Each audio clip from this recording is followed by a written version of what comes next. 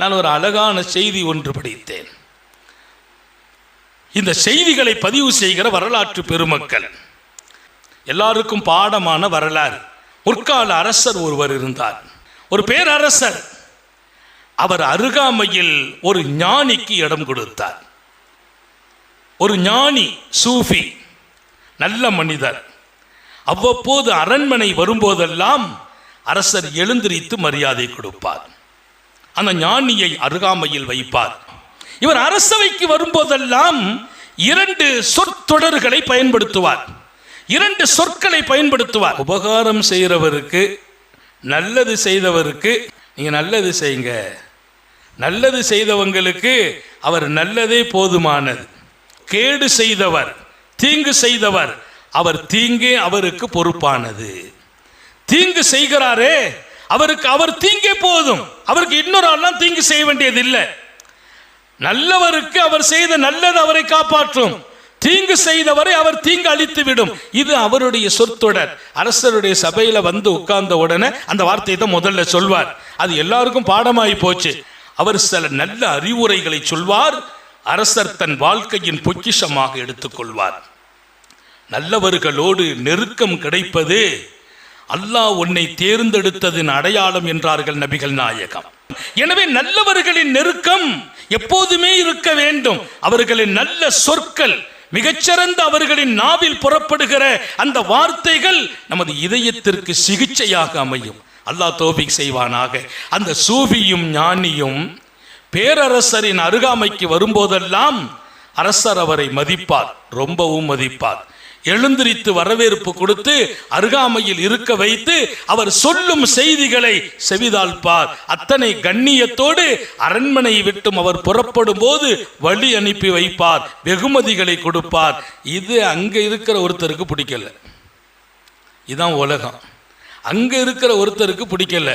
எப்படி இவர் அரசர்கிட்ட இவ்வளவு மதிப்பு வாங்கி விட்டாரு, அருகாமையில் இருக்கிற அளவிற்கு. இன்னும் சொன்னா அவர் பேச்சு அரசர் கேட்கிறார் அல்லவா, எழுந்திருச்சல்லவா மரியாதை கொடுக்கிறார். இதை நம்ம வளர விட்ட ஆபத்தாச்சே, நம்ம மதிப்பு கிடைக்காது, நமக்கெல்லாம் இவ்வளோ மதிப்பு கொடுக்கலையே, இவரை வளர விடக்கூடாது. ஒவ்வொரு இடத்திலும் உடன் இருப்பவர்களே பொறாமைக்காரர்களாக மாறுகிறார்கள். பொறாமைக்காரர்கள் வெளியிலே இல்லை, அலுவலகங்களில், அரசு பணிகளில், சமூக பணிகளில் உடன் இருப்பவர்கள் தான் பொறாமைக்காரர்களாக அவர்கள் உருவமெடுக்கிறார்கள். அப்போ அவருக்கு பிடிக்கல. அவர் எழுந்திருச்சு போன பின்னால் ரொம்ப நாளாக நடக்குது அந்த தொடர்பு. ஒரு நாள் தாங்க முடியாமல் அரசர்கிட்ட வந்து சொன்னார், பேரரசே, இந்த வந்துட்டு போகிறாரு சூஃபி, அவரை நீங்கள் பெருசாக நினைக்கிறீங்க, அவர் சரியான ஆள் இல்லைன்னாராம். அவரை நீங்கள் பெருசாக நினைக்கிறீங்க, அவர் சரியான ஆள் இல்லை, உங்கள் பேரில் அவருக்கு நல்ல அபிப்பிராயம் இல்லைன்னார். அரசு பேரில் அவருக்கு நல்ல அபிப்பிராயம் இல்லை. என்னப்பா சொல்ற? ஆமாம், உங்களையே குறைபடுகிறார். எப்படி சொல்ற? அவர் உங்களுக்கு வாய் நாட்டம் எடுக்குதுன்னு சொல்கிறார். அரசருக்கு வாய் நாட்டம் இருக்குது. அரசர் கிட்ட போய் என்னால் பேச முடியல, அரசர் என்னை கிட்ட கூப்பிடுறாரு, எனக்கு அவருக்கு கிட்ட இருக்க முடியல, அவர் வாயில் துர்நாற்றம் இருக்கிறது என்று சொல்லுகிறார். இல்லையப்பா, ஆமாம், நீங்கள் வந்தால் பாருங்க, அவர் உங்கள் கிட்ட வரும்போது மூக்கில் வாயை பொத்திக்கிடுவார். அப்படி மூக்கிலையும் வாயிலையும் கை வச்சுட்டு தான் கிட்ட வருவார். ஏன் அப்படி வருகிறார்? உங்கள் பேச்சில் வாய் நாற்றம் அவரால் தாங்க முடியலன்னு அவர் எல்லாத்தையும் சொல்லிக்கிட்டு இருக்கிறாரு. உங்கள் பக்கத்தில் நீங்கள் கூப்பிடுறதுனால மூக்கில் கை வச்சுட்டு உட்காந்துக்கிடுவாருன்னார். அரசர் பார்த்தாங்க, இப்படி வரைக்கும் நம்ம அந்த மாதிரி பார்வை பார்க்கலையே, ஒவ்வொரு ஆளையும் பார்க்கும்போது அப்படி பார்க்கறது இல்லை, தெரிஞ்ச பின்னால் தான் அப்படி ஒரு பார்வை பார்க்க வேண்டியிருக்குது.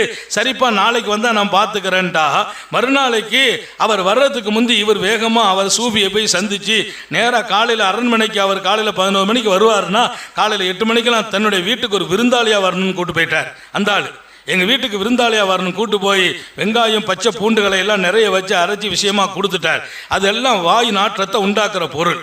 பூண்டு, வெங்காயம், இந்த பொருள்களை பச்சையாக அதை வேற மாதிரி தயிர்கள்லாம் போட்டு கொடுத்துட்டார். அவர் நல்லா சாப்பிட்டுட்டு அரண்மனைக்கு வருகிறார். வரும்போது அரசர் கொஞ்சம் கோபம். நம்ம கூட வந்து பெரிய மனுஷன் நினைக்கிறோம், சூஃபின்னு நினைக்கிறோம். அன்னைக்கு அரசர் எழுந்திரிக்க கூட யோசிக்கிறார். இவருக்கு எழுந்திரிக்கவா அப்படிங்கிறமா உட்காந்துக்கிட்டார். வந்தார், உட்கார்ந்தார், பேசினார். அரசர் பார்த்தாரு, இந்த மனுஷன் ஏன் அவன் சொன்னது சரியா ரைட்டா தப்பா, அது கரெக்டா, கிட்ட வாப்பான்னு அரசர். துன்மின், கிட்ட வான்னா. கிட்ட வரும்போது வாயில கை வச்சுட்டார். ஏன்னா இவர் வாயிலிருந்து வெங்காய வாடை வரும், பூண்டு வாடை வரும். சாப்பாடு அந்த ஆள் கொடுத்து அனுப்பியிருக்கிறார். எவ்வளோ திட்டமிட்டு ஒருத்தரை பழிவாங்க நினைக்கும் போது அதுக்கு தக்க யோசனையும் கிடைக்குது பாருங்க. எப்படி பழி வாங்கிறது? அவரை கொண்டு போய் விசேஷமான சாப்பாடுங்கிற பேரால வாயு நாற்றம் எடுக்கிற சாப்பாடை கொடுத்து அது அவர் வாயை பொத்தும் போது மூக்கை பொத்தாமையா சேர்த்து பொத்துவார். வாயும் மூக்கையும் சேர்த்து பொத்த அரசருக்கு அந்த நம்பிக்கை உறுதியாகணுமே, எல்லாம் செய்து அனுப்பிட்டார். இங்கிருந்து அங்கே போறார். அரசன் பக்கத்தில் வாப்பாங்க கிட்ட வாங்குறார். கிட்ட வரும்போது கையை பொத்துக்கிட்டார். அரசர் விளங்கிட்டார். அந்த ஆள் சொன்னது கரெக்டு. யாரு? நம்மகிட்ட மாப்பிடியான் சொன்னானே, அது கரெக்டு தான், அது உண்மை. அப்படியானால் இவர் நம் மீது நல்லெண்ணம் இல்லை, இவர் நம்முடைய நாற்றம் தாங்காதவராக இருக்கிறார். நமக்கு ஒரு தப்ப நம்ம நாற்றம் இருக்குதுன்னு தீர்மானிச்சிருக்கிறாரு. உடனே ஒரு கடிதத்தை எழுதினார் அரசர். இதை கொண்டு போய் நம்முடைய அமைச்சரவை பாருங்கன்றார். அது என்னன்னா இந்த வெகுமதிக்கு எழுதுவாங்க. வெகுமதி அரசர்கள் கொடுக்கறதா இருந்தால் எழுதி கொடுப்பாங்க. அந்த பேப்பரை கொண்டு போயாச்சுன்னா அங்கே அவங்களுக்கு சன்மானம் கிடைக்கும். அப்படி ஒரு பேப்பரை எழுதி நீ அந்த இடத்துக்கு கொண்டு போய் வாங்கியான்ட்டார். அதில் அவர் எழுதின விஷயம் என்னன்னா, ஆள் வருவார், வந்துட்டா ஆள் அங்கேயே கதையை முடிச்சிருங்க, அது அங்கேயே கதையை முடிச்சிருங்கன்னு எழுதியிருக்கிறார். அவரை கிளியர் பண்ணி முடிச்சுட்டு கதையை முடிச்சதுன்னு அடையாளம் எனக்கு அனுப்பி வைங்க அப்படின்னு ஒரு கடிதம். அதை இவர் எடுத்துலாம் பார்க்கல, வாங்கி மடிச்சுட்டு வெளியில் வர்றார். வந்த உடனே அந்த ஆள் ஓடி வந்தார். யாரு? வெங்காயம் கொடுத்தார, பூண்டு கொடுத்தார், பொறாமப்பட்டார. ஓடி வந்து, என்னப்பா எங்கே போகிற? இல்லை அரசர் பேப்பர் தந்தாங்க, இந்த பேப்பரை கொண்டு அங்கே கொடுக்க சொன்னாங்க. அவருக்கு தெரியும் இங்கே சன்மானம் கொடுக்கறதுக்கு தான் அந்த பேப்பரை அரசர் கொடுப்பார். ஆஹா, நம்ம அரசர்கிட்ட இவ்வளவு விஷயத்தை போட்டு விட்டும் இன்னும் சன்மானத்தை அல்லவா கொடுக்க போகிறார். சொன்னாரா, நம்ம 2 பேரும் நீண்ட கால நண்பர்கள், அந்த பேப்பர் எனக்கு கொடுத்துருப்பா, என் குடும்பமெல்லாம் கஷ்டப்படுது, அந்த சன்மானத்தை நான் வாங்கிக்கிறேன், அந்த பேப்பரை என் கையில் கொடுத்துரு. இவர் கொஞ்சம் விசாலமான மனிதர், இந்த மனுஷன் கொஞ்சம் இறக்க உள்ள மனுஷன். இன்னைக்கு காலையில் இவர் நமக்கு நாஸ்டாலாம் கொடுத்துருக்கிறானே அப்படி இந்த பேப்பரை கையில் கொடுத்துட்டார். அவர் திறந்தே பார்க்கல, இவரும் திறந்து பார்க்கல. பேப்பர் நேரம் அங்கே கொண்டு போயிருக்கிறார். போன உடனே பேப்பர் வாங்கி படிச்சுட்டு ஆளை பிடிச்சி கட்டி போட்டாங்க. என்னப்பா? இல்லை, ஒன்று அரசர் கதையை முடிக்க சொல்லியிருக்கிறாங்க, முடிச்சுட்டு அடையாளமாக அந்த விஷயத்தெல்லாம் தலையெல்லாம் அங்கே அனுப்ப சொல்லியிருக்கிறாங்க. இல்லை, எனக்குள்ளது இல்லைப்பா, இந்த பேப்பர் வேற ஒருத்தனுக்குள்ளது. நான் அரசர் கொண்டு வந்த கடிதம் 1000 காரணம் சொன்னாலும் திரும்ப அனுப்பப்படாது.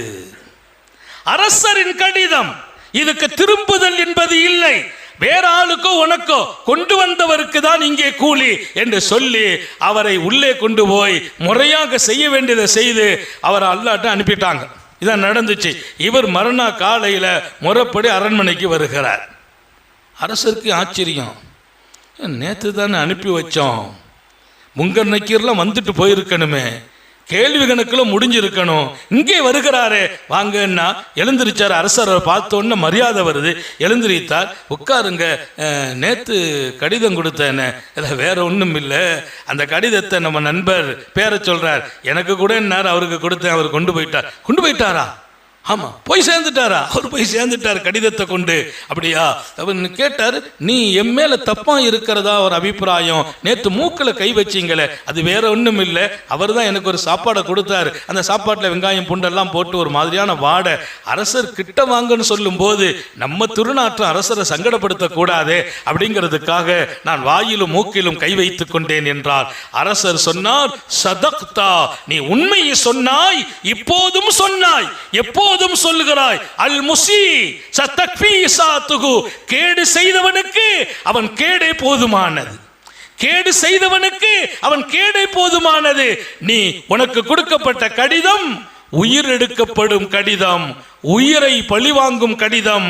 அவன் உனக்கு கேடு செய்தான், அவன் உயிர் இப்போதே போய்விட்டது என்றார் அரசர்.